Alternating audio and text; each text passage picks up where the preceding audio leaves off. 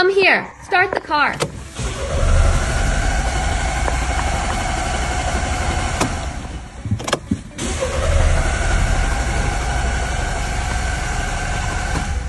Did you see it? The car won't start no matter what. Do you know the reason? Let's go to the front. I suspect that the ignition signal transmission is blocked. That should be this auto part. Camshaft position sensor. Let's take it apart and check. Disconnect the connector. Loosen the screw.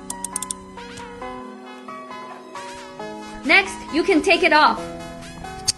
Oh my god, look, there's sludge all over it. So it affects the transmission of the ignition signal. Next, let's clean it up. Okay, now that it's cleaned up, next, let's install it back.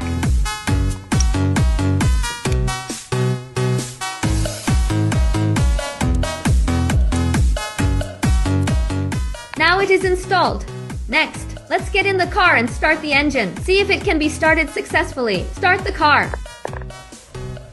Look, a success. Try again. Success again.